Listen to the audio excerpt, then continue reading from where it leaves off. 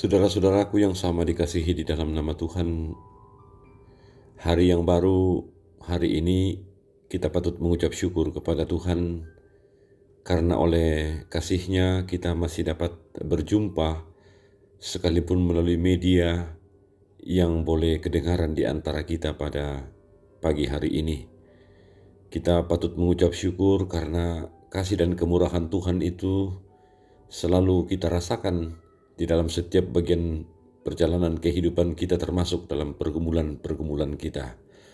Hari ini kita akan membaca mendengarkan firman Tuhan. Mari kita berdoa. Syukur dan puji kami naikkan kepadamu Tuhan yang selalu mengasihi kami. Tidak pernah putus kasih-Mu yang sungguh luar biasa itu bagi kami semua Tuhan. Dan hari ini ketika kami menjalani kehidupan kami mau untuk terus merasakan kasih itu di sepanjang perjalanan kehidupan kami, khususnya pada hari ini. Kami akan membaca mendengarkan firman-Mu Tuhan, mampukan kami mengertinya. Dalam nama Yesus kami berdoa.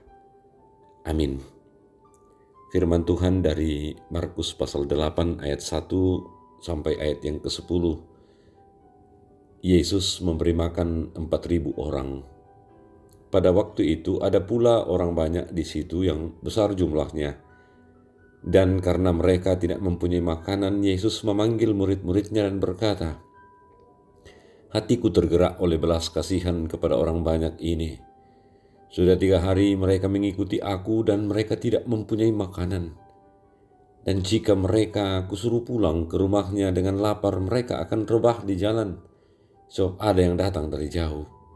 Murid-muridnya menjawab, "Bagaimana di tempat yang sunyi ini orang dapat memberi mereka roti sampai kenyang?" Yesus bertanya kepada mereka, "Berapa roti ada padamu?" Jawab mereka, 7. Lalu ia menyuruh orang banyak itu duduk di tanah. Sesudah itu ia mengambil ke-7 roti itu, mengucap syukur, memecah-mecahkannya, dan memberikannya kepada murid-muridnya untuk dibagi-bagikan. Dan mereka memberikannya kepada orang banyak. Mereka juga mempunyai beberapa ikan, dan sesudah mengucap berkat atasnya, ia menyuruh supaya ikan itu juga dibagi-bagikan. Dan mereka makan sampai kenyang. Kemudian orang mengumpulkan potongan-potongan roti yang sisa sebanyak 7 bakul. Mereka itu ada kira-kira 4.000 orang. Lalu Yesus menyuruh mereka pulang. Ia segera naik ke perahu dengan murid-muridnya dan bertolak ke daerah Dalmanuta. Amin. Saudara-saudara yang sama dikasihi di dalam nama Tuhan, kalau kita melihat bagaimana Yesus menyampaikan kabar sukacita kepada para pendengarnya pada saat itu, di masa yang lampau di zaman Alkitab, kita dapat melihat di sana bahwa perkataan-perkataan dan juga tindakan, baik penyembuhan maupun tanda mujizat yang dilakukan Yesus, itu betul-betul membawa sesuatu yang luar biasa bagi orang-orang yang mendengar, melihat, dan menyaksikannya pada saat itu. Sehingga tidak heran saudara-saudara apabila begitu banyak orang yang kemanapun Yesus pergi, mereka berbondong-bondong untuk pergi mengikuti Yesus. Bahkan orang yang kemudian berbondong-bondong pergi mengikuti Yesus, bahkan sampai ke tempat-tempat yang sunyi itu, kalau kita lihat, tentu saja digerakkan oleh sesuatu yang luar biasa di dalam hati dan diri mereka. Bahwa mereka mengikuti Yesus, ada sukacita, ada perasaan yang sungguh-sungguh merasakan sesuatu yang luar biasa yang dihadirkan oleh kehadiran Yesus pada saat itu. Itu juga menjadi pertanda bagi kita semua, saudara-saudara, sebagai pengikut-pengikut Kristus di zaman sekarang, bahwa Yesus dengan kuasanya sampai hari ini sungguh-sungguh dapat memberikan kepada semua orang, termasuk orang-orang di luar persekutuan kita, akan membuka pintu supaya berkatnya, kasihnya, kehadirannya itu terasa dalam kehidupan mereka juga di masa yang akan datang. Persoalannya sekarang adalah kita kadangkala menjadi bermasalah seperti murid-murid Yesus saat itu. Ketika Yesus sudah prihatin ketika Yesus sungguh-sungguh merasakan bahwa kebutuhan orang-orang banyak yang mengikuti dia itu harus dipenuhi, murid-muridnya penuh dengan keraguan. Murid-muridnya memakai pikiran-pikiran logika manusia untuk memikirkan tentang kebutuhan orang-orang banyak seperti itu. Mereka sama sekali tidak memikirkan bahwa Yesus sanggup melakukan apapun yang kemudian mempunyai kepentingan bagi orang-orang banyak yang sangat rindu untuk mengikuti dan mendengarkannya itu. Murid-murid Yesus ini tidak pernah kemudian menyadari bahwa Yesus baru saja melakukan tanda mujizat yang sama dengan bagian perikop kita pada saat ini, ketika dengan 5 ketul roti dan 2 ikan, orang banyak yang berjumlah lebih dari 5.000 orang laki-laki itu boleh diberikan makan. Dan pada peristiwa kedua pada saat ini, Yesus kembali mengulang cara itu. Tetapi herannya murid-muridnya masih ragu dan masih memikirkan kepentingan mereka sendiri. Itu menjadi bagian perenungan kita saat ini, saudara-saudara. Bahwa Yesus Kristus membuka dirinya untuk diketahui oleh semua orang. Karena semua orang ketika sudah mengetahui dan memaknai tentang Yesus dalam hidup mereka, mereka pasti sama dengan kita, akan merasakan sukacita, kehidupan terbangun dengan baik, dan mempunyai pegangan yang pasti tentang keselamatan. Dan oleh karena itu, saudara-saudara, mari kita menyambut bagian itu dengan senantiasa memberi diri, membuka hati, kemudian mengatakan kepada hati kita masing-masing setiap hari bahwa Yesus mau memakai kita menjadi saluran penyambung antara keinginannya dan juga keinginan orang-orang lain di sekitar kita yang ingin rindu mengenal akan kemuliaan Yesus itu dalam kehidupan mereka juga.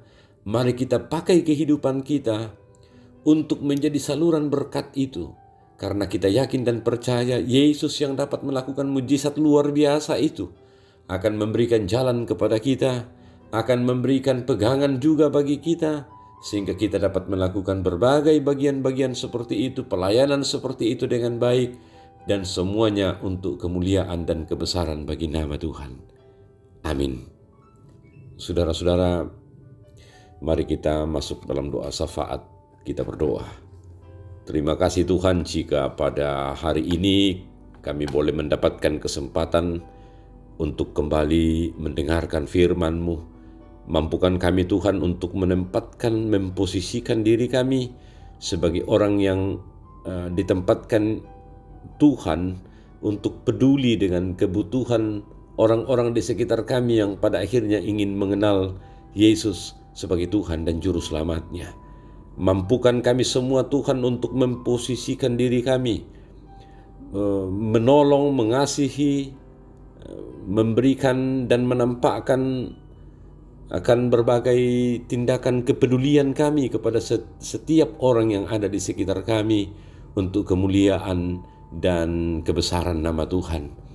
Kami mau mendoakan yang sakit Tuhan, jemaat-Mu yang sakit, Nyonya Tina Salulinggi, Bapak Octavianus Penatua YP Pakendek, Nyonya Agustina Patongloan, Nyonya Esther Sanudin, Saudara Yermia Patongloan, Nyonya Dorce Tumembo, Diaken Nyonya Cehadengen, Nyonya Matius Ruru, Bapak Eser Tambing, Nyonya Embong Ampulembang, Bapak Nopianus Sarna, Nyonya Novin Salma, Bapak Sony B. Pandin, Nyonya Meisi B. Pandin, Bapak T. Randi Lol, Bapak Yusuf Rante, Bapak Oni S. Lakburlawal, Bapak Romianto, Nyonya Martina Rombe, Nyonya Joni Doa, Bapak Leonardi Sambo, Saudari Liliani, Nyonya Palimbunga Oma Keti, Nyonya Margareta Kobong, Bapak Karel Paranoan, Nyonya Ludia Kandola, Nyonya Markus Tonapa, Nyonya Margareta Sara, Ibu Matilda Timisela, Nyonya JS Banne,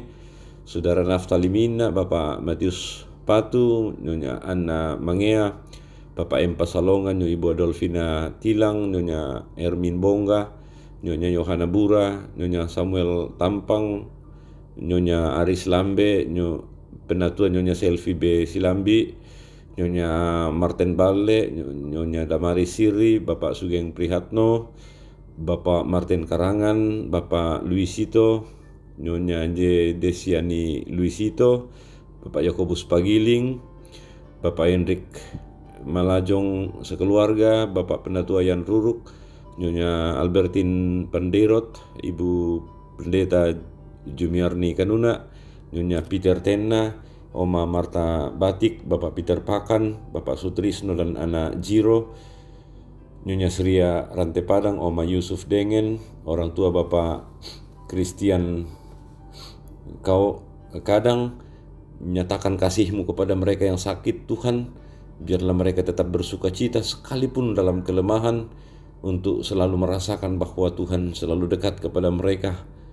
Demikian yang berduka cita kami mohon, biarlah Tuhan juga menghibur, sehingga melalui peristiwa kehilangan orang yang mereka kasihi, mereka sungguh-sungguh tetap mendapatkan kekuatan di dalam Tuhan untuk menjalani kehidupan berikutnya.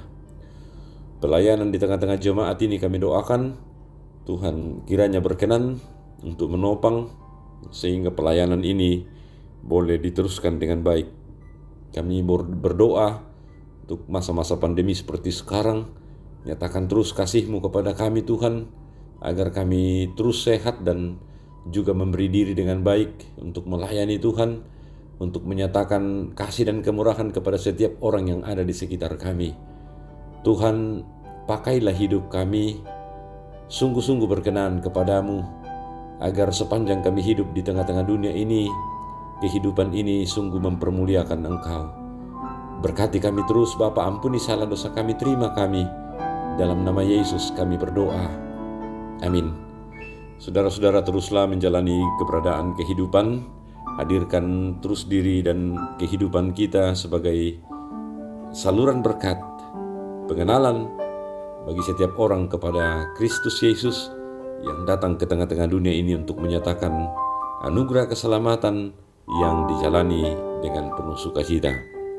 Shalom.